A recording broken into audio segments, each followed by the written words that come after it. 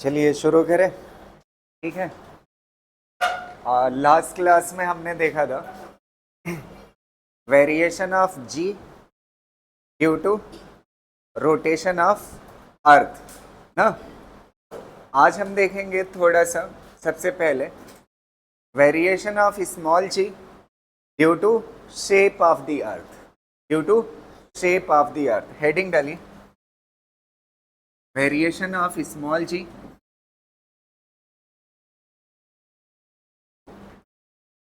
variation of small g due to shape of the earth।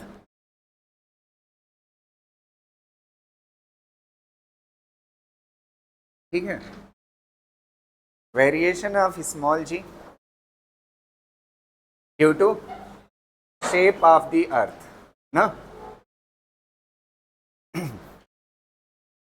देखिए जो अर्थ है ना बेसिकली पूरी तरह से स्फीयर नहीं है ना। अर्थ जो है पूरी तरह से स्फीयर नहीं है।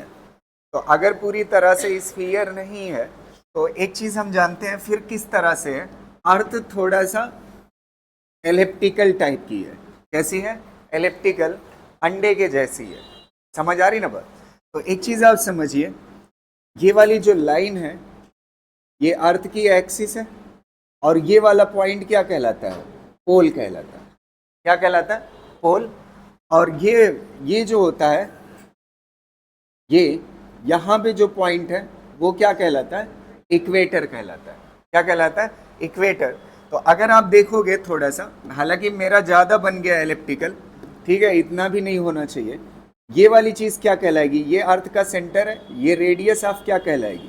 पोल। क्या कहलाएगी? रेडियस ऑफ पोल। और ये क्या कहलाएगा? Radius of earth. तो अगर आप देखोगे रेडियस ऑफ पोल क्या है? रेडियस ऑफ पोल छोटी है किससे? रेडियस ऑफ इक्वेटर से। ये रेडियस ऑफ क्या है? इक्वेटर। और ये रेडियस ऑफ पोल है। बंद करो करो क्लास। यहां तक क्लियर है ना? ये रेडियस ऑफ क्या है? पोल। और ये रेडियस ऑफ इक्वेटर। तो रेडियस ऑफ इक्वेटर जो है ना वो क्या है? अगर देखोगे पोल के कंपैरिजन में ज्यादा है ना। तो आपको पता है जी निकालने का फार्मूला आपके पास क्या है? Acceleration due to gravity. G निकालने का फार्मूला क्या होता है? G M by R square ना। यही होता है ना। तो रेडियस कहां पे कम है? पोल पे। तो जी की वैल्यू पोल पे क्या होगी? ज्यादा। और रेडियस कहां पे ज्यादा है? इक्वेटर पे। तो जी की वैल्यू क्या होगी? कम। तो इसीलिए कहते हैं जी की वैल्यू पोल पे क्या होती है? ज्यादा होती है एज कंपेयर टू इक्वेटर। ये शेप की वजह से होता है वेरिएशन। लेकिन ये वेरिएशन जो है ना इतना स्मॉल है। ये जो वेरिएशन है जी में वो बहुत ही क्या है?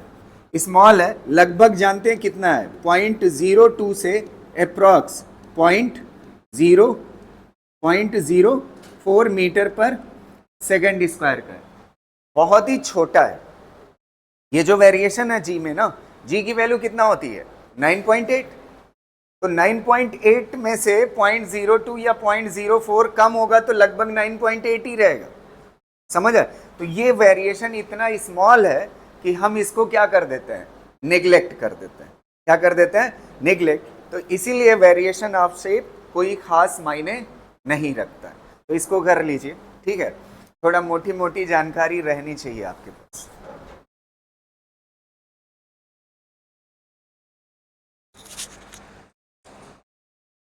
हो गया variation of small ji due to shape of the earth. यहां तक हो गया? हेडिंग डालिए potential energy and potential. Potential energy and potential,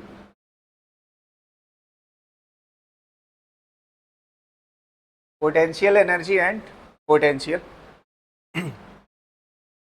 ठीक है।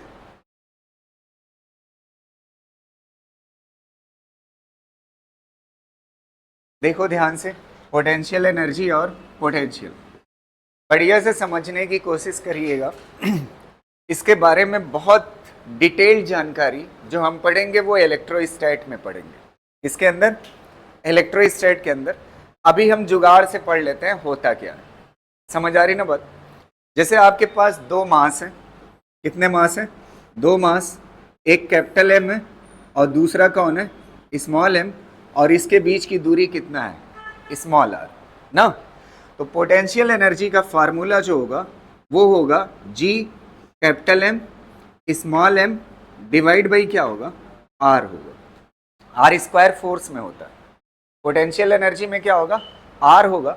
और एक चीज मैंने आपको बताया था, पोटेंशियल एनर्जी अगर अट्रैक्शन की वजह से एक मास दूसरे मास को क्या करता है? अपनी तरफ खींचता है। तो अगर फोर्स ऑफ अट्रैक्शन होता है तो अट्रैक्शन मतलब होता है मजबूरी, बंधा हुआ ना। तो अगर कोई चीज बंधी हुई है, मजबूर है, तो मजबूर मतलब माइनस। समझ आ रही ना बात? क्लियर रहेगा ना? एक मास दूसरे मास को क्या करता है? खींचता है। अगर यही दोनों पॉजिटिव चार्ज होते तब क्या होता?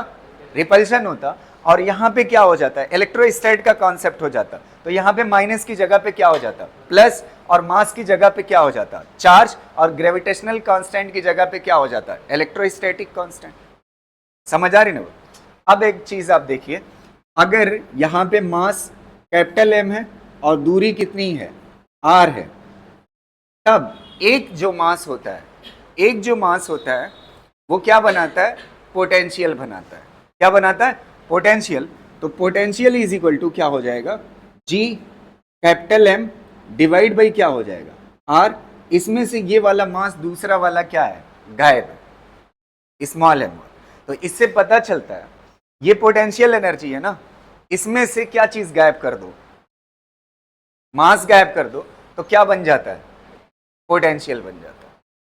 समझ आ रही ना बात? क्या गायब कर दो? दो मास है, एक सोर्स मास है जिसको कैपिटल एम से लिखा है, और दूसरा जो स्मॉल वाला है उसको टेस्टेड बोलते हैं। क्या बोलते हैं? टेस्टेड मास। समझ आ रही ना? तो अगर ये टेस्टेड मास नहीं है, समझ आ रही ना बात? अच्छा एक बात और बताऊं, अगर इस मास की वैल्यू 1 रख दूं, 1 kg, कितना रख दूं, तब भी यही आंसर आएगा ना। तो पोटेंशियल भी क्या है? पोटेंशियल एनर्जी है। पोटेंशियल भी क्या है? ये मास कितना होगा? m kg का, और ये कितने का होगा? 1 kg का। समझ पा रहे हो ना? ऐसे ही मैंने एक जगह पे और सिखाया था, थोड़ा सा याद मैं दिला देता हूं, ध्यान से सुनना। एक मास ये कैपिटल एम है और ये मास क्या है? स्मॉल एम, और इसके बीच की दूरी कितना है? आर है। तो मैंने फोर्स लिख करके बताया था, gravitational force is equal to क्या होता है? जी m1 m2 बाई कितना होता है? आर स्क्वायर होता है ना। ये किसका? ग्रेविटेशनल फोर्स का फार्मूला। अगर एक ही मास हो और डिस्टेंस कितना हो? आर हो, तो ये जो बनाएगा वो ग्रेविटेशनल फील्ड बनाएगा, ग्रेविटेशनल फील्ड इंटेंसिटी, और ये कितने के बराबर होगा? जीएम बाई आर स्क्वायर ना। अच्छा, फील्ड में क्या चीज मल्टीप्लाई करोगे? देखो, ग्रेविटेशनल फील्ड में क्या चीज मल्टीप्लाई करोगे? टेस्टेड मास। तो क्या मिल जाएगा? ग्रेविटेशनल फोर्स मिल जाएगा ना। ऐसे ही ग्रेविटेशनल पोटेंशियल एनर्जी में, ग्रेविटेशनल पोटेंशियल एनर्जी में क्या चीज मल्टीप्लाई करो? ग्रेविटेशनल पोटेंशियल में क्या चीज मल्टीप्लाई करो? क्या चीज मल्टीप्लाई करो? टेस्टेड मास। तो आपको क्या मिल जाएगा? Gravitational potential. समझ आ रही ना बात? क्लियर है? अच्छा, यहां से आप कह सकते हो ग्रेविटेशनल पोटेंशियल क्या होता है? पोटेंशियल एनर्जी डिवाइड बाय मास। समझ आ रही ना बात? ऐसे यहां से ग्रेविटेशनल फील्ड इंटेंसिटी कितने के बराबर होगी? Force divide by mass. Clear रहेगा ना? यहां तक कोई दिक्कत किसी को? इसको कॉपी कर लीजिए, ठीक है। और एक बात सुन लीजिए ध्यान से, खाली जानते हैं ये वाली जो दोनों चीज है ये वेक्टर क्वांटिटी, ये कैसी है? अच्छा, ग्रेविटेशनल फील्ड इंटेंसिटी, इंटेंसिटी मतलब अगर इस फार्मूले से आप देखोगे, जैसे जैसे आर बढ़ेगा, जैसे जैसे आर क्या होगा, बढ़ेगा, ई की वैल्यू क्या होगी? फील्ड इंटेंसिटी मतलब ताकत, फील्ड की ताकत जैसे जैसे दूर जाओगे क्या होगी?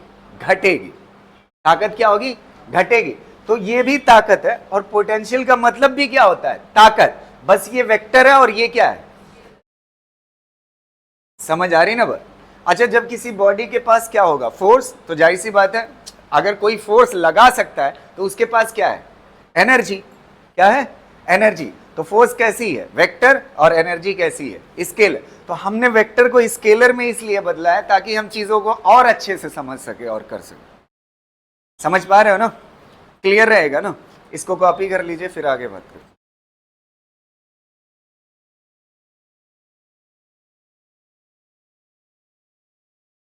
हो गया?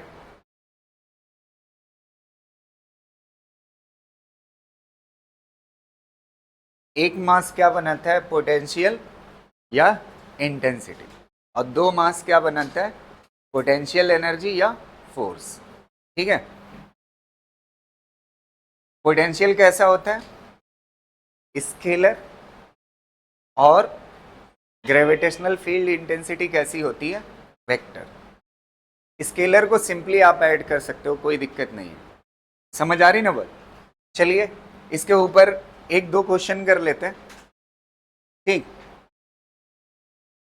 लिख चुके हैं ना? देखो, एक इक्विलेटरल ट्रायंगल है, ये इक्विलेटरल ट्रायंगल है, सारी साइडें कितने के बराबर है? ए के बराबर। और इसके दो कॉर्नर पे मास रखा हुआ है एम, और इस कॉर्नर पे कितना रखा हुआ है? एम। आपसे कह रहा है यहां पे पॉइंट पी है, यहां पे पॉइंट क्या है? पी है। इस पॉइंट पी पे ग्रेविटेशनल फील्ड इंटेंसिटी बताना है, वो ग्रेविटेशनल पोटेंशियल बताना है। क्या बताना है? ग्रेविटेशनल पोटेंशियल बताना है कितना होगा। समझ आ रही ना बात? तो सबसे पहले इस वाले मास की वजह से इस पे पोटेंशियल होगा। क्या होगा? पोटेंशियल होगा। और कितना होगा पोटेंशियल बताइए? अच्छा, पिछले वाले कॉन्सेप्ट में पोटेंशियल देख लो, एक मास की वजह से किसी डिस्टेंस आर पे कितना होता है? माइनस जी एम बाई ना, यही होता है ना? तो अब ऐसे देखो, इस क्वेश्चन को करना है, इसकी वजह से इस पॉइंट पे पोटेंशियल कितना होगा? माइनस जी एम बाई कितना डिस्टेंस है? ए ना। एक इसकी वजह से होगा पोटेंशियल, और एक इसकी वजह से होगा, तो सेम है ना? तो सीधा आप क्या लिख सकते हो? बस आ गया ग्रेविटेशनल पोटेंशियल। समझ आ रही ना बात? निकल जाएगा ना? कर लो इसको।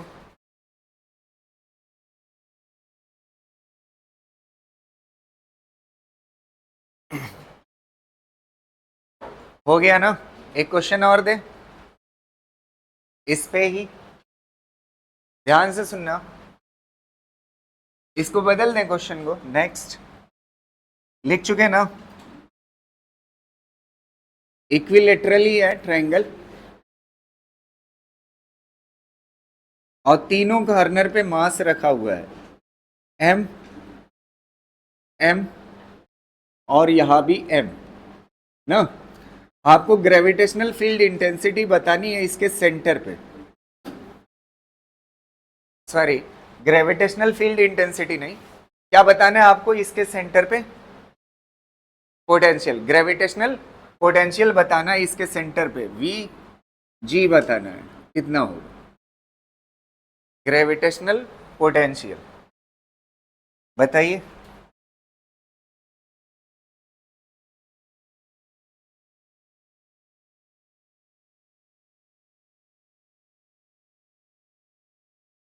इक्विलेटरल है ना, तो सारी साइडें कैसा होगा? इक्वल होगी। ठीक है।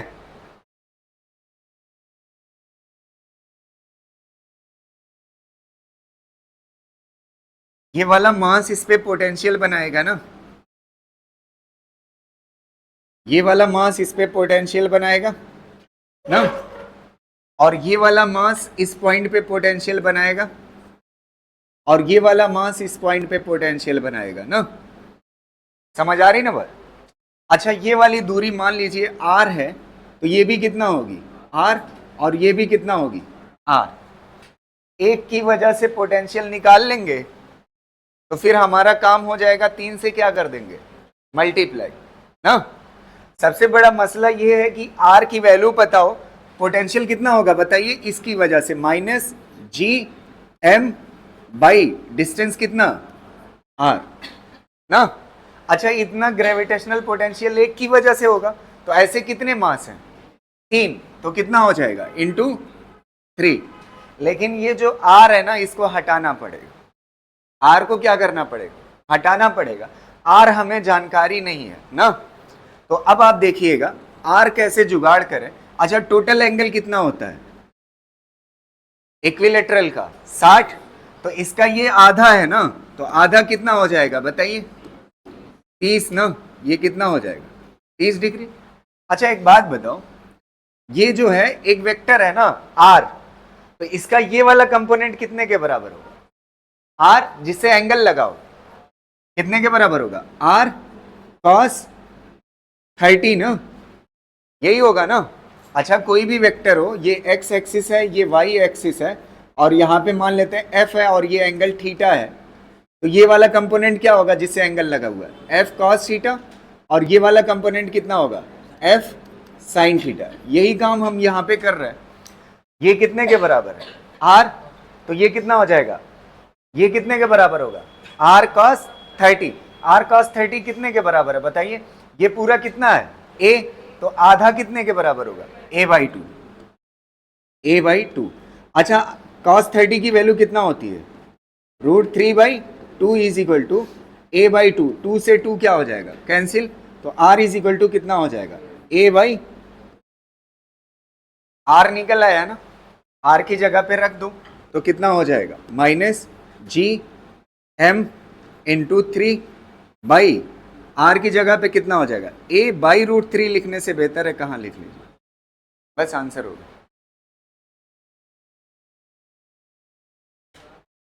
एक क्वेश्चन और, क्या हुआ, यहां तक हो गया ना, अगला क्वेश्चन देखिएगा।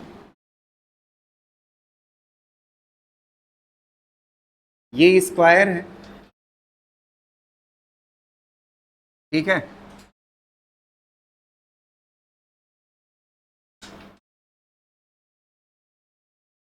सारी साइडें क्या है, बराबर है, और यहाँ पे एक मास है, यहाँ पे एक मास है, और यहाँ पे एक मास है ना।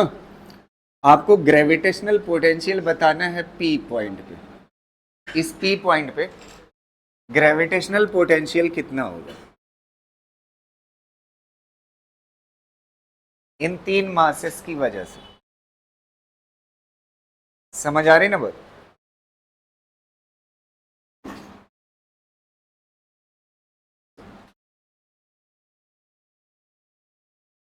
कितना होगा, पहले इसकी वजह से निकालोगे, ये डिस्टेंस कितने के बराबर है, a के बराबर, तो इसकी वजह से इस पॉइंट पे पोटेंशियल कितने के बराबर हो जाएगा, माइनस जी एम बाई कितना हो जाएगा, a। अच्छा, इतना ही इसकी भी वजह से होगा ना, सेम होगा ना, तो इसको क्या लिख सकते हो आप, 2 गुना। समझ आ रही ना बात, कोई दिक्कत नहीं। अब बचा कौन सा मास है, ये वाला। इसकी वजह से मैंने आपको एक जगह पे ये बात पढ़ाई थी कि ये जो डायगोनल होता है स्क्वायर का, ये अगर a है और ये a है तो कितने के बराबर होता है, √2a, √2a के बराबर ना। तो अब इसकी वजह से इस पे पोटेंशियल कितने के बराबर होगा, माइनस जी मास m, और डिस्टेंस कितना, √2, बस आंसर हो जाए। समझ आ रही ना बात?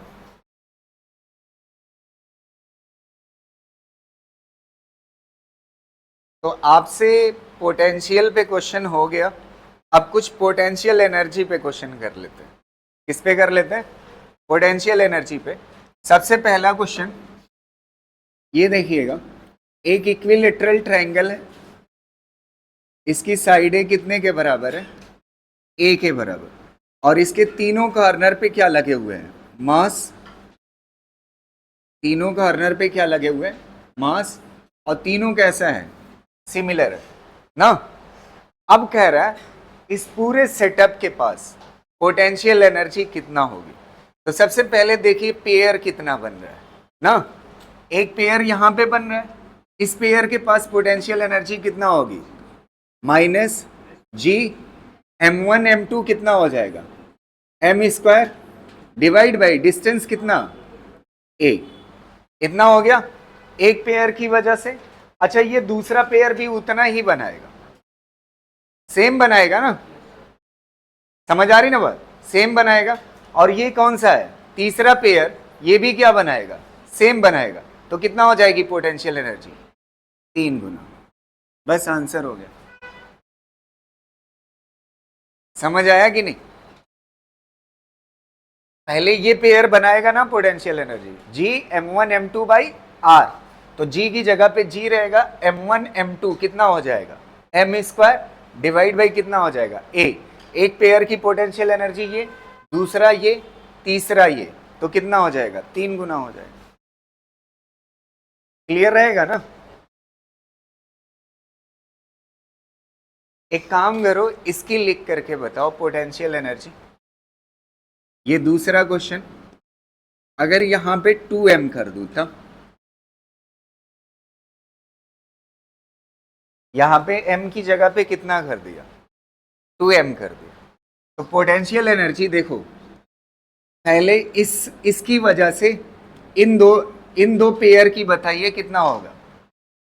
इन दो पेयर की जी m1 कितना है? 2m, और m2 कितना है? m। तो m1 m2 कितना हो जाएगा? 2m square. कितना हो जाएगा?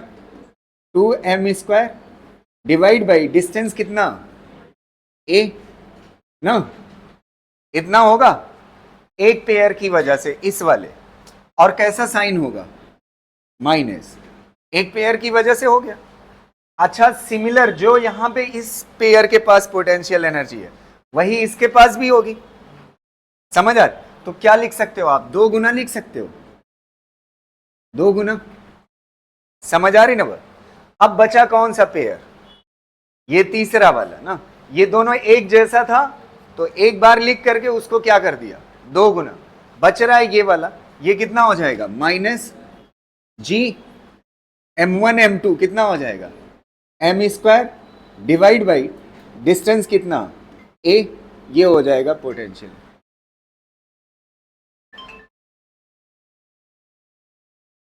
ठीक है, इसको सॉल्व कर सकते हो, कोई दिक्कत नहीं है। ठीक है, आप चाहो तो जी m square divide by a common ले सकते हो। ठीक है, और इसके आगे कर सकते हो।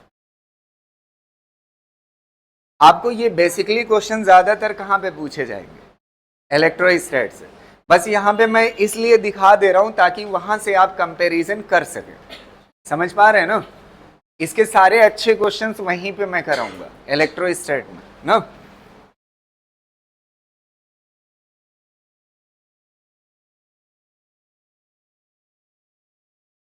एक और लिख करके बताइएगा पोटेंशियल एनर्जी ना। देखिएगा, एक स्क्वायर है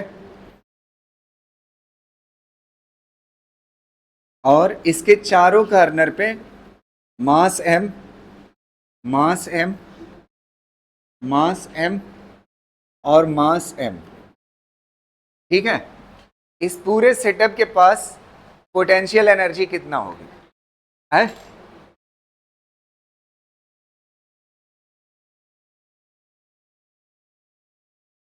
बोलो। अच्छा, हो गया ना? चलो इस वाले को बताओ कितना?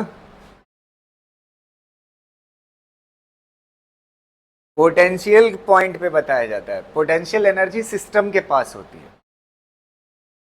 पोटेंशियल एनर्जी किसके पास होती है? पूरे सिस्टम के पास होती है, किसी पॉइंट पे नहीं होती है।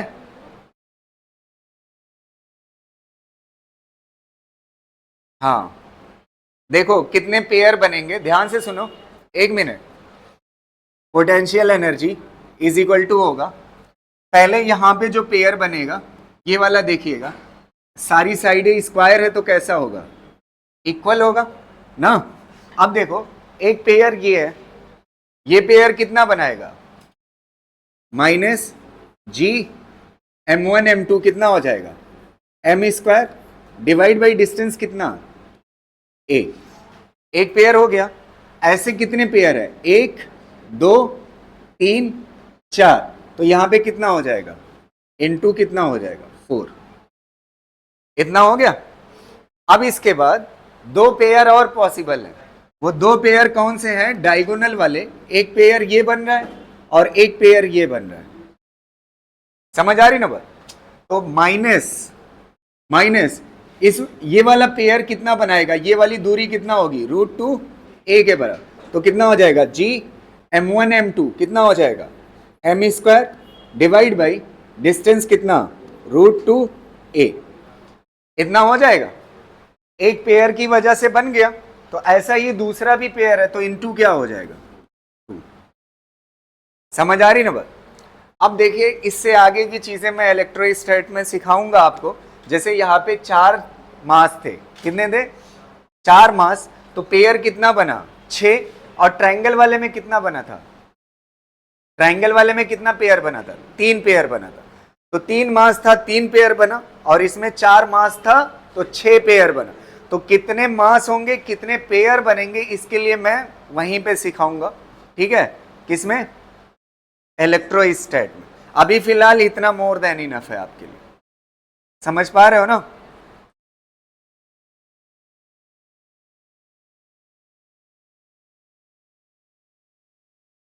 कर ले जाओगे? कुछ लोग इतने आसान में सरेंडर कर गए यार, एकदम आसानी से बताया हूं। अगर दो चार्जेस, अच्छा सिंगल मास के पास पोटेंशियल एनर्जी नहीं होती। सिंगल मास क्या बनाता है? पोटेंशियल बनाता है। और जब दो मास आ जाएंगे तो क्या बन जाता है? दो मास को मिला करके सिस्टम। तो पोटेंशियल एनर्जी किसका कॉन्सेप्ट है? सिस्टम का। और पोटेंशियल किसका कॉन्सेप्ट है? एक मास क्या बनाता है? पोटेंशियल बनाता है। समझ आ रही ना बात? क्लियर रहेगा? चलिए यहां तक क्लियर है?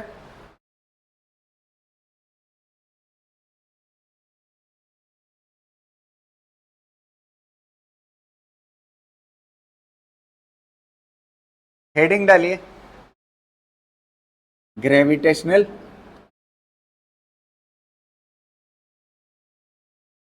ग्रेविटेशनल पोटेंशियल ड्यू टू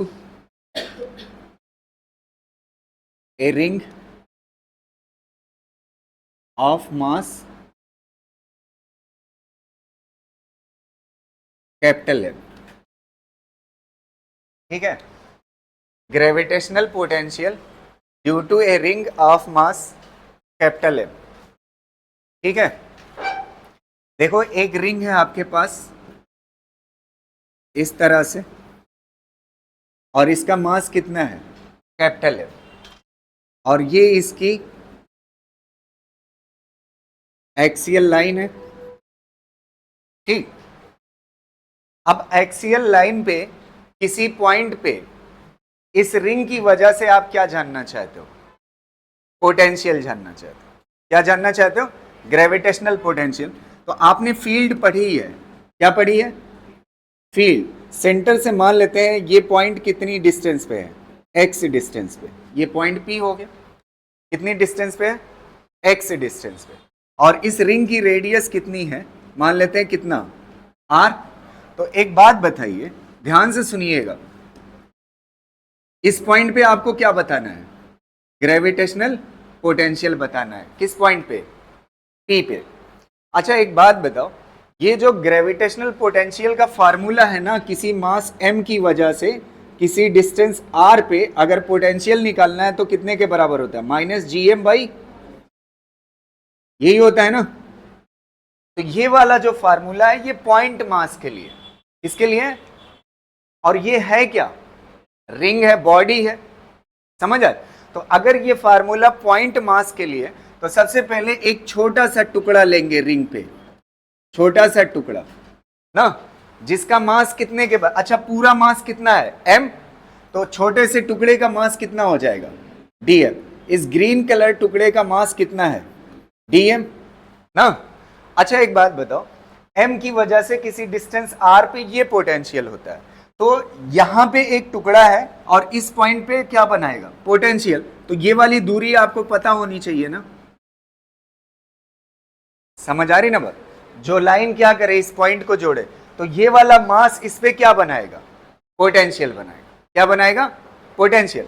तो अच्छा ये जो मास है ये पार्टिकल है ना, पॉइंट मास है ना, तो पॉइंट मास के लिए ये फार्मूला एप्लीकेबल है। तो पोटेंशियल कितना हो जाएगा इस पॉइंट पे, बताइए कितना हो जाएगा? जी m की जगह पे कितना हो जाएगा? dm बाई ये वाली डिस्टेंस पाइथागोरस से निकाल लोगे, कितना हो जाएगा? Under root r square plus इतना हो जाएगा ना। तो ये कितने के बराबर हो जाएगा? Under root r square plus, अच्छा ये कितने की वजह से? एक छोटे से dm मास की वजह से पोटेंशियल। तो ऐसे कई टुकड़े होंगे रिंग के, हर टुकड़े की वजह से क्या निकालना पड़ेगा? पोटेंशियल, और सबको क्या करना पड़ेगा? ऐड। इसी को क्या बोलते हैं? इंटीग्रेशन। इसी को क्या बोलते हैं? अच्छा ये जो पोटेंशियल था ये छोटा सा था, तो छोटा सा जो पोटेंशियल होगा उसका नाम क्या होगा? dv। क्या होगा? dv। अब इसको इंटीग्रेट कर लो सम, हाँ यहां पे माइनस लग जाएगा, ठीक है, यहां तक क्लियर है ना? इसको हटा देते हैं। अब देखो एक बात बताओ, इसमें क्या क्या चीजें कांस्टेंट रहने वाली है? जी, और ये वाली चीज, अच्छा ये बताओ, ये रिंग है ना, ये रिंग है, उसकी एक्सिस से ये सेंटर से ये पॉइंट है और रिंग ऐसे है, तो रिंग के हर टुकड़े से ये दूरी क्या होगी? सेम होगी। तो ये वाली दूरी क्या रहने जा रही? कांस्टेंट। तो ये दोनों बाहर आ जाएंगे, तो कितना हो जाएगा? बाहर आएगा minus g by r square plus x square ना। अब बचा क्या है? इंटीग्रेशन, और यहां पे क्या? dm। अच्छा एक बात बताओ, dm क्या है? छोटा सा मास, और इंटीग्रेशन मतलब क्या होता है? एडिशन। तो ये क्या हो जाएगा? इंटीग्रेशन मतलब, इंटीग्रेशन के साथ अगर dm लिखा हुआ है तो इसका मतलब टोटल मास। क्या? तो टोटल मास रिंग का कितना है बताइए? m। तो इसकी जगह पे क्या हो जाएगा? Minus g m by under root r square plus x square. और ये छोटा सा पोटेंशियल है, इंटीग्रेट कर दोगे तो क्या मिल जाएगा? Total potential. कितना मिल जाएगा? Total potential. यहां तक क्लियर है ना? अब एक बात बताइए, दो स्पेशल केस देख लेते हैं, एक मिनट। पहला पॉइंट यहां तक क्लियर है ना? किसी पॉइंट P पे पोटेंशियल आपने निकाल लिया, ठीक है, ग्रेविटेशनल पोटेंशियल। अब पहला पॉइंट देखिएगा, if x is equal to 0, x is equal to 0 मतलब ये पॉइंट कहां पे है? At centre. तो एट सेंटर हो जाएगा, at centre v is equal to कितना आएगा बताइए? माइनस gm बाई कितना हो जाएगा? x 0 हो जाएगा, स्क्वायर रूट को हटा देगा, कितना हो जाएगा? r। अब आप थोड़ा सा देखिएगा, ये फार्मूला आया माइनस gm बाई r, ये किसके है? रिंग के सेंटर। अगर आपको याद हो, रिंग के सेंटर पे ग्रेविटेशनल फील्ड 0 होती थी, तो एक असर्शन रीजन का क्वेश्चन बन सकता है कि जहां पे फील्ड 0 होती है तो क्या वहां पोटेंशियल भी 0 होगा? नहीं, ऐसी कोई शर्त नहीं है। यहां पे दिख रहा है सेंटर पे ग्रेविटेशनल फील्ड इंटेंसिटी क्या होती थी? 0, लेकिन पोटेंशियल कितने के बराबर होता है? माइनस gm बाई r के बराबर। अब दूसरा देखिएगा, इफ x टेंस टू, अगर x बहुत बड़ा हो जाए, x क्या हो जाए? बहुत बड़ा, ये टेंस टू लिखा हुआ है मतलब बहुत बड़ा हो जाए, तो अगर x बहुत बड़ा हो जाएगा r के कंपैरिजन में, ऐसे लिख लीजिए x much much greater than r। अगर x बहुत बड़ा हो जाएगा तो r क्या हो जाएगा, नेग्लिजिबल। तो बचेगा क्या, एक्स स्क्वायर, स्क्वायर रूट को क्या कर देगा, हटा देगा, बचेगा क्या, x। तो v इज इक्वल टू कितना हो जाएगा, minus G M by X. Clear रहेगा ना। तो ये देखिए एक चीज आप देखिए, ये जब x बहुत दूर हो जाएगा, x बहुत ज्यादा हो जाएगा, तो अच्छा ये बताओ, एक मास की वजह से किसी डिस्टेंस r पे ग्रेविटेशनल पोटेंशियल कितना होता है, माइनस जी एम बाई ना। ऐसे ही ये रिंग कैसे दिखने लगेगी, देखिए जब ये x बहुत दूर हो जाएगा तो ये रिंग कैसी दिखेगी, एक पॉइंट मास के जैसी दिखेगी। किसी डिस्टेंस x पे ग्रेविटेशनल पोटेंशियल कितने के बराबर होगा, minus G M by X के। एकदम ऐसा फार्मूला है कि नहीं, समझ आ रही ना बात, कर ले जाओगे, इसको कर लीजिए।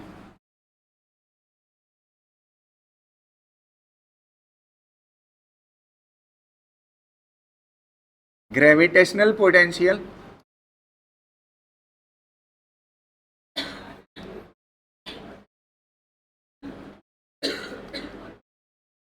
Due to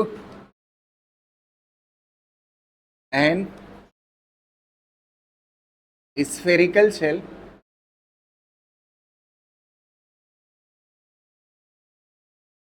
of mass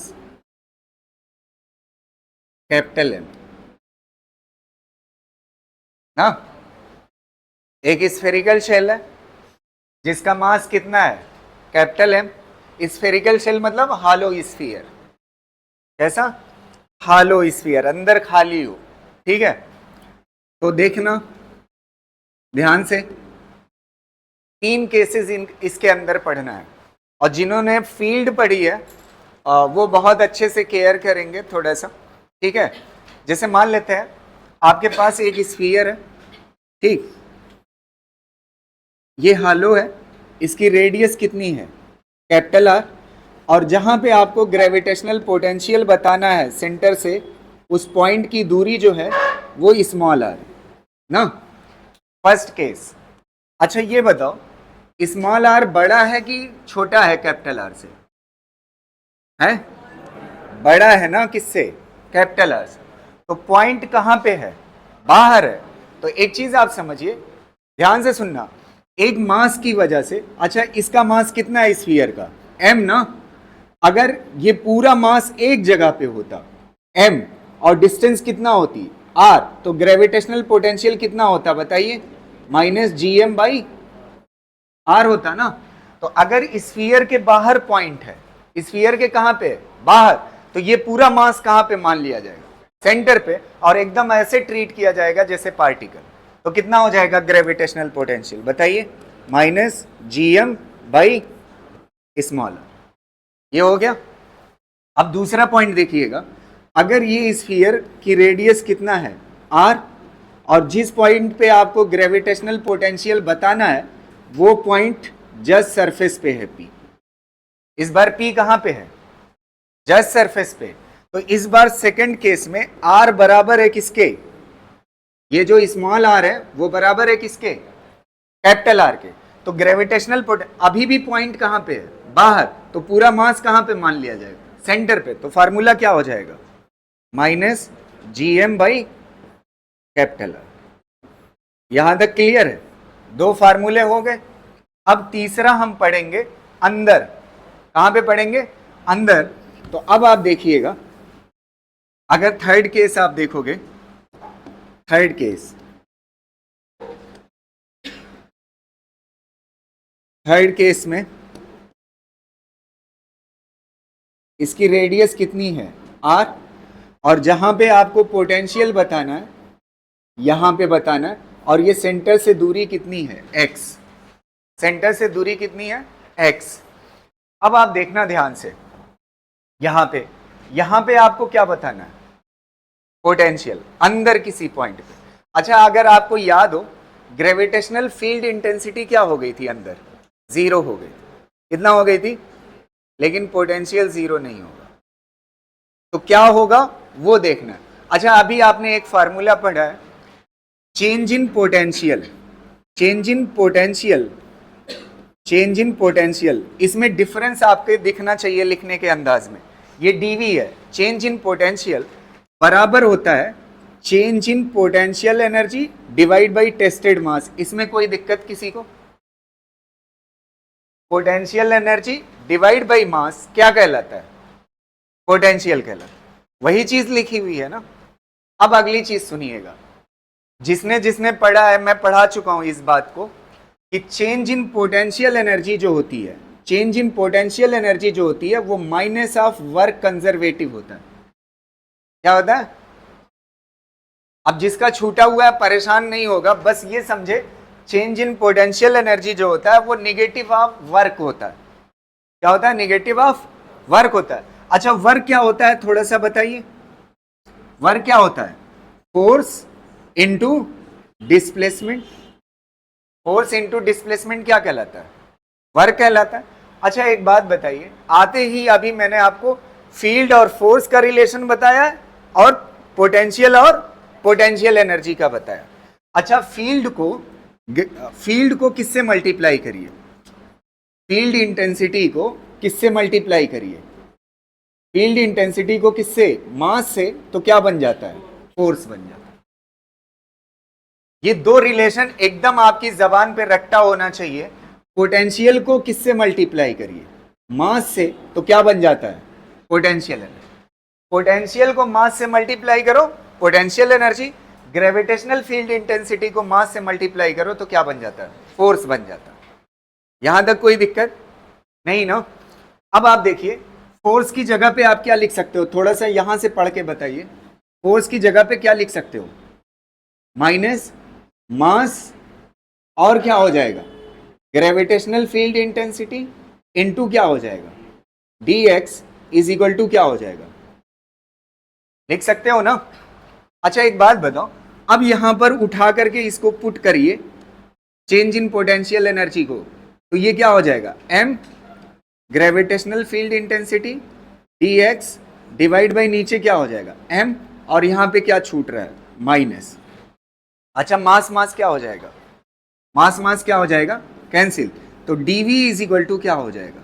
minus of gravitational field intensity और यहां पे क्या हो जाएगा? dx। ये हो जाएगा ना? अब थोड़ा सा मुझे बताना, जिसको जिसको ये बात याद है, अंदर हालो स्फीयर के ग्रेविटेशनल फील्ड इंटेंसिटी कितना होती थी? कितना होती थी? जीरो ना? हालो स्फीयर के अंदर ग्रेविटेशनल फील्ड इंटेंसिटी कितना होती थी? जीरो। तो इक्वल टू क्या हो जाएगा? जीरो ना? तो dv मतलब क्या होता है थोड़ा सा बताइए। dv मतलब क्या होता है? v2 minus v1। v2 minus v1 is equal to क्या हो जाएगा? जीरो। तो v2 इज इक्वल टू क्या हो जाएगा? v1। इसका मतलब आप समझ पा रहे हो? जो इसके सरफेस पे पोटेंशियल होगा वही इसके क्या होगा? अंदर होगा। v2 बराबर है किसके? v1 के। इसका मतलब क्या हुआ? जो सरफेस पे होगा पोटेंशियल वही अंदर हो। अब ध्यान से सुनना मेरी बात को, एक मिनट, इस बात को थोड़ा सा फील करना, मेरी बात को आपको समझ आ जाएगा। अच्छा, पोटेंशियल एनर्जी क्या है? बेसिकली पोटेंशियल एनर्जी है क्या? वर्क है ना? पोटेंशियल एनर्जी क्या है? वर्क है। तो एक बात थोड़ा सा मुझे बताइएगा, इस वाले दो कॉन्सेप्ट में देखिए ना, और इस वाले कॉन्सेप्ट में देखिए। बढ़िया से समझने की कोशिश करिएगा, इस बात को फील करिएगा ताकि आपको समझ आए ये बात कि जो सरफेस पे पोटेंशियल होगा वही कहां पे होगा? अंदर होगा। समझ आ रही ना? ये कैसे होगा? थोड़ा सा एक मिनट के लिए केयर करिएगा, ध्यान से देखो। पोटेंशियल की डेफिनेशन क्या है? पोटेंशियल एनर्जी क्या है? वर्क है। क्या है? Work divide by mass. कौन सा? टेस्टेड मास। अच्छा, ये कौन है? सोर्स। सोर्स क्या बनाएगा? फील्ड। उस फील्ड में किसी मास को चलाने में क्या लगेगा आपको? वर्क। क्या लगेगा? आपको पता है कहां वर्क लगता है? जहां पे फील्ड होती है। कहां पे वर्क लगता है? ध्यान से सुनिएगा मेरी बात, आपको फील आ जाएगा। अच्छा ये कौन सा है? सोर्स। सोर्स क्या बना रहा है अपने चारों तरफ? फील्ड। उस बनी हुई फील्ड में जब किसी मास को चलाओगे तो क्या लगेगा? वर्क। वो वर्क डिवाइड बाई मास क्या कहलाता है? पोटेंशियल कहलाता। अच्छा ये बताओ, इसकी फील्ड बाहर है, अंदर फील्ड क्या है? तो आपको वर्क कहां तक लगेगा बताइए? और सरफेस के अंदर फील्ड क्या है? तो अंदर वर्क लगेगा। तो मतलब जितना वर्क सरफेस तक लगा है वही वर्क कहां पे होगा? अब वर्क नहीं लगेगा ना, तो वर्क नहीं लग रहा। अगर वर्क नहीं लग रहा है तो पोटेंशियल चेंज होगा? नहीं चेंज हो। तो जो सरफेस पे पोटेंशियल होगा वही कहां होगा? अंदर होगा। नहीं समझ आई बात?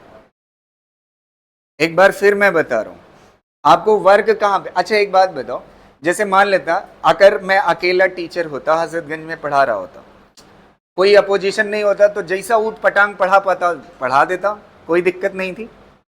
लेकिन अगर कंपटीटर है तब तो अच्छा पढ़ाना शर्त है ना। समझ पा रहे हो ना? तो ऐसे ही जब वर्क कब करेगा आदमी, मतलब अच्छा पढ़ाने के लिए क्या करना पड़ेगा? वर्क। वर्क कब होगा? जब कोई अपोजिशन में होगा ना। समझ आ रहे?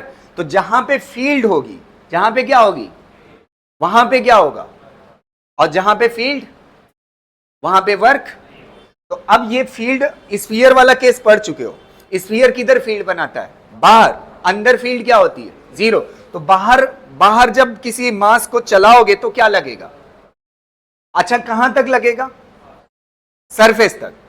सरफेस पे आने के बाद उसके आगे अंदर क्या है? फील्ड। तो अंदर वर्क। तो जो सरफेस पे लाने तक जो वर्क लगा, वो वर्क डिवाइड बाई मास क्या कहलाता है? पोटेंशियल। तो जो सरफेस पे पोटेंशियल होगा वही कहां पे होगा? अंदर पोटेंशियल। समझ आ रही ना? तो पोटेंशियल बेसिकली किससे बना हुआ है? वर्क से। और वर्क कब होता है? जब फील्ड होती है। तो बाहर फील्ड है तो बाहर क्या होगा? वर्क होगा। अंदर फील्ड। तो सरफेस पे जो, मतलब सरफेस तक लाने में जो वर्क हुआ डिवाइड बाई मास, वो क्या कहलाएगा? पोटेंशियल। कहां पे? सरफेस पे। तो जो सरफेस पे पोटेंशियल होगा, अंदर कोई वर्क नहीं होगा, वही पोटेंशियल कहां पे होगा? अंदर हो। तो ये जो सरफेस वाला पोटेंशियल है वही कहां पे होगा? अंदर होगा। बस हो गया, इसको कर लीजिए।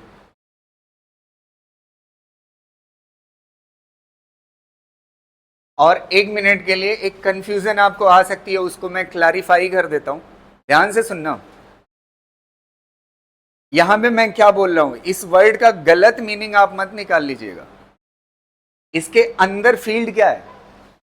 तो जो सरफेस पे पोटेंशियल है वही। तो जहां पे फील्ड जीरो होगी वहां पे पोटेंशियल जीरो, पोटेंशियल होगा। समझ आ रही ना बात? आप ये मत समझ लीजिएगा फील्ड जीरो है तो पोटेंशियल। फील्ड की वजह से, अगर फील्ड जहां पे जीरो होगी वहां पे वर्क, वर्क नहीं होगा तो चेंज इन पोटेंशियल जीरो होगा, पोटेंशियल जीरो नहीं होगा। ये आप दिमाग में क्रिएट मत करना। क्या चीज जीरो होगी? तो फील्ड ना होने की वजह से क्या चीज जीरो होगी? Change in potential. Potential zero, तभी तो जो सरफेस पे पोटेंशियल है वही कहां पे है? अंदर है।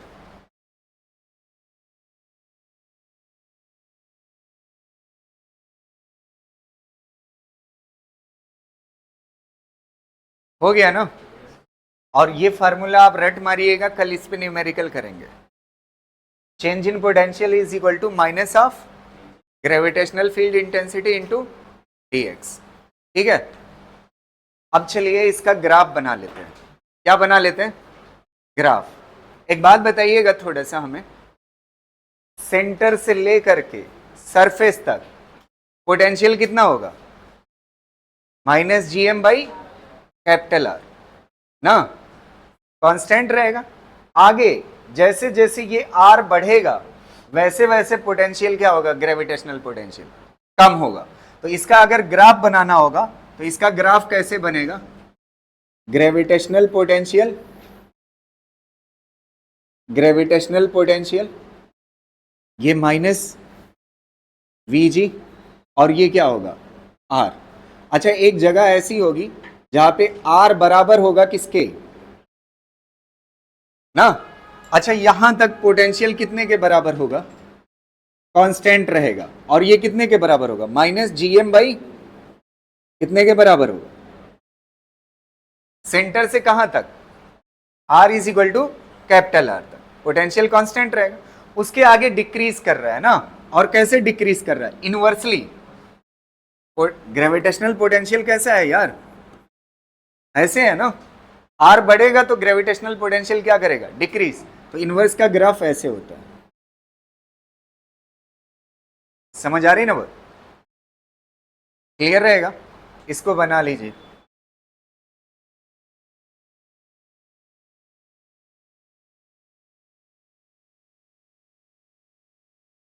हो गया, लिख चुके। एक क्वेश्चन चलिए बताइए, देखते हैं कितने लोगों को समझ आया। ये क्वेश्चन है हमारा,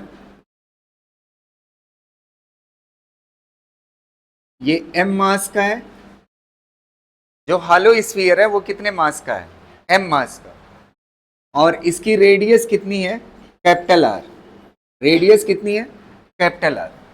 अब यहां पर एक सेंटर पे मास रखा हुआ है स्मॉल m, कितना रखा हुआ है, स्मॉल m, कह रहा है r/3 दूरी पे, कितनी दूरी पे, ये वाली जो दूरी है r/3 है, r/3 पे एक पॉइंट है, क्या है, पॉइंट P है। तो आपसे कह रहा है इस पॉइंट P पे ग्रेविटेशनल पोटेंशियल कितना होगा, बताइए।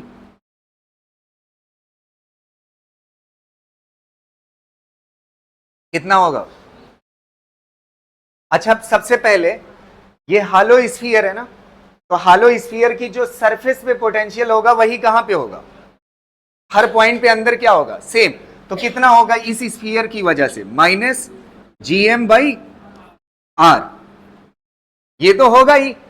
अब इसके बाद कौन सा बच रहा है, माइनस इस छोटे वाले मास की वजह से इस पॉइंट पे, तो पॉइंट वाला तो आप जानते हो, माइनस GM/, कितना, R/3 लिखने से बेहतर है कहां लिख लीजिए, बस आंसर हो गया।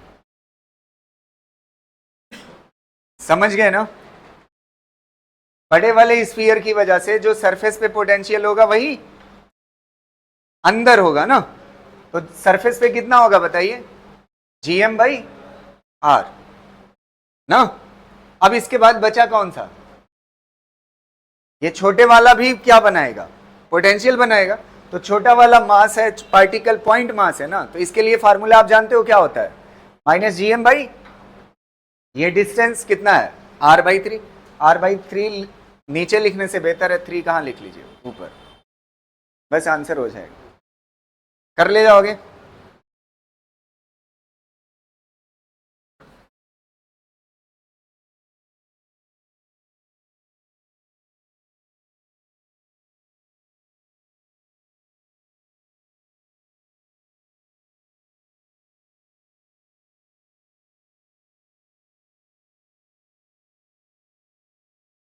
हो गया,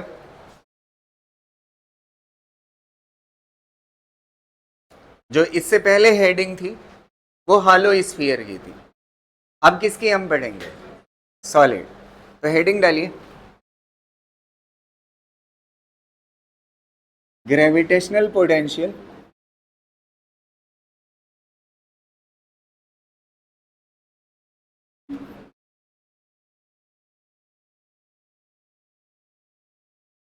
due to a solid sphere of mass capital M, हाँ, ऑफ मास कैपिटल M, ठीक है। तो इसमें शुरुआती 2 केसेस एकदम सिमिलर है ना। पहला केस, ये भरा स्फीयर है और इसकी रेडियस कितनी है, कैपिटल R, कितनी है, कैपिटल R ना, और इसका मास कितना है, कैपिटल M। आपको कितनी डिस्टेंस पे बताना है, आर डिस्टेंस पे कोई पॉइंट है और इस पॉइंट पे क्या बताना है, ग्रेविटेशनल पोटेंशियल। तो पहले केस में आर बड़ा है किससे, कैपिटल आर से। तो चाहे सॉलिड हो चाहे हालो हो, अगर बाहर की कहानी है ना, कहां की है, बाहर की, तो पूरा मास कहां पे मानोगे, सेंटर पे, और ग्रेविटेशनल पोटेंशियल लिख लोगे कितने के बराबर, minus GM by small R. यहां तक कोई दिक्कत, वही है पिछले जैसा। अब अगला स्टेप सुनिएगा, अगर ये पॉइंट कहां पे आ जाता है, कहां पे आ जाता है, इसकी रेडियस कितनी है, कैपिटल आर, और पॉइंट कहां पे आ जाता है, सरफेस पे। अगर ये पॉइंट सरफेस पे आ जाता है, पॉइंट पी, आर बराबर है किसके, दूसरा, आर बराबर है किसके, कैपिटल आर के, तो ग्रेविटेशनल पोटेंशियल कितने के बराबर होगा, minus GM by capital R.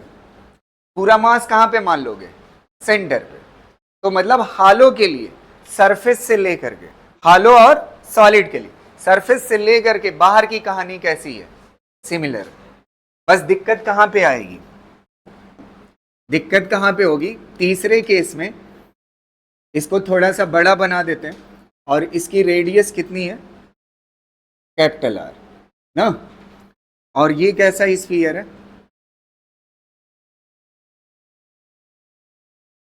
Solid sphere, ठीक है। और आपको जहां पे बताना है ग्रेविटेशनल, ये वाली ग्रेविटेशनल पोटेंशियल x डिस्टेंस पे बताना है, किसी पॉइंट P पे। x डिस्टेंस लिखो या स्मॉल r भी लिख सकते हो, कोई दिक्कत नहीं है। तो x क्या है इस बार, छोटा है किससे, r से। तो इसका सीधा फार्मूला बता रहा हूं, डेरिवेशन नहीं कराऊंगा मैं, समझ आ रही ना बात, डेरिवेशन की कोई नीड नहीं है। तो ग्रेविटेशनल पोटेंशियल जो यहां पे होगा वो कितने के बराबर होगा, minus GM by 2R 3 minus x square divide by R square ना। अब इस फार्मूले को चेक कर सकते हैं सही है या गलत है। G तो आप जानते हो, M क्या है, इसका मास पूरा कैपिटल M के बराबर, और R क्या है, रेडियस, X क्या है, वो डिस्टेंस सेंटर से जहां पे आपको क्या बताना है, ग्रेविटेशनल पोटेंशियल। अच्छा ये बताओ, सरफेस पे अगर जाओगे, पॉइंट कहां पे हो, सरफेस पे, तो x बराबर हो जाएगा किसके, कैपिटल R के। तो x की जगह पे क्या हो जाएगा, R square, R square, R square क्या हो जाएगा, कैंसिल, कितना बचेगा 1, 3 में से 1 जाएगा तो कितना बचेगा 2, 2 से 2 क्या हो जाएगा, कैंसिल। तो देखिए यही फार्मूला आ रहा है कि नहीं, समझ पा रहे हो ना। तो ये कहां के लिए हो गया फार्मूला, इनसाइड ना। अच्छा एक बात बताओ, सेंटर पे ग्रेविटेशनल पोटेंशियल बताइए, at centre, at centre, at centre x is equal to क्या हो जाएगा, at centre x is equal to क्या हो जाएगा, 0। तो v ग्रेविटेशनल कितने के बराबर हो जाएगा बताइए, माइनस 3/2 कितना आ जाएगा, GM बाई R। अच्छा एक बात बताओ, सेंटर वाला ये है और ये कहां वाला है, सरफेस वाला, दोनों को कंपैरिजन करो, कौन बड़ा है,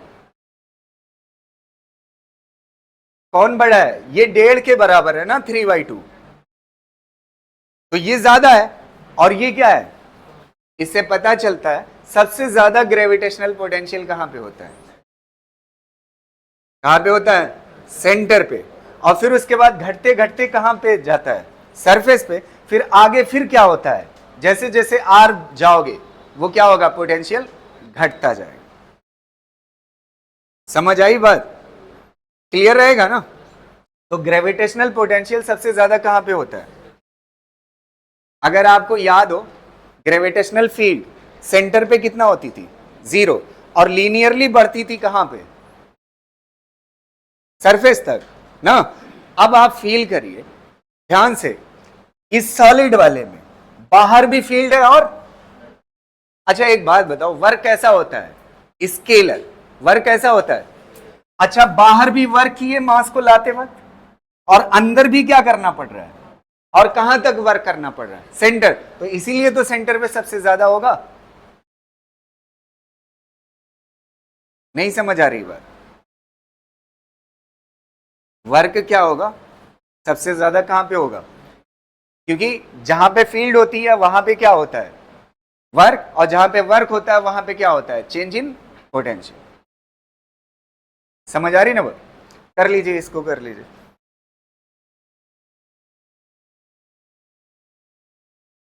इसका ग्राफ देख लेते हैं। क्या चीज? ग्राफ देखो, ग्राफ इसका देखिएगा कैसा बनेगा। ऊपर ग्रेविटेशनल पोटेंशियल और ये आर, ये पॉजिटिव है, ये क्या होगा, नेगेटिव। तो ग्रेविटेशनल पोटेंशियल नेगेटिव कोऑर्डिनेट में बनेगा। ठीक है। अच्छा एक बात बताओ, हालों के लिए ऐसे लाइन थी ना, R is equal to R तक, कैसी लाइन थी, ऐसे सीधी थी ना, ऐसे थी। और ये कितने के बराबर था, माइनस जी एम बाई, ये सेंटर से कहां तक था, ये किसके लिए कहानी थी, हालों के लिए। और आगे की कहानी ऐसे थी ना। अच्छा सॉलिड के लिए ये वाला सेम है ना, ये वाला पोर्शन कहां से शुरू होगा, देखिएगा ये कैसे बनेगा। एक मिनट, ये कैसे बनेगा, ध्यान से देखिएगा, ये ऐसे बनेगा, ऐसे। सबसे ज्यादा कहां पे है, ये वाला कहां पे है, सेंटर पे। और ये कहां पे है, R is equal to R पे। कितने के बराबर होगा ये, minus 3/2 G M by R. समझ आ रही ना बात? देखो सेंटर से घटते घटते कितना होगा, minus G M by R. फिर उसके बाद घटते घटते, जैसे जैसे दूरी बढ़ाओगे वैसे वैसे पोटेंशियल घटता जाएगा। है ये सीधी के लिए ये चाहिए ना, y इज इक्वल टू, ये चाहिए, दोनों तरफ वेरिएबल की पावर 1 होना चाहिए। अच्छा ये वाला देखो, इतना पोर्शन जो येलो कलर वाला, इसमें ग्रेविटेशनल पोटेंशियल का रिलेशन कैसा है, इनवर्स है ना। समझ आए? तो इनवर्स ग्राफ ऐसा बनता है। और यहां पे ग्रेविटेशनल पोटेंशियल का ग्राफ कैसा, वो इक्वेशन कैसी थी, v इज इक्वल टू कितना था, minus G M by 2r 1 minus X square by R square ना। तो यहां पे है, हाँ यहाँ पे 3 माइनस, यहाँ पे कैसा है 3 माइनस। तो यहां पे देखोगे एक वेरिएबल की पावर कितना है, x की पावर 2 है, और यहाँ पे पोटेंशियल की पावर कितना है, 1 है। तो जब एक तरफ पावर 2 हो और एक तरफ वेरिएबल की पावर कितना हो, 1 हो, तो लगभग नेचर उसका कैसा होता है, थोड़ा सा पैराबोलिक होता है, इसलिए स्ट्रेट लाइन नहीं होगा।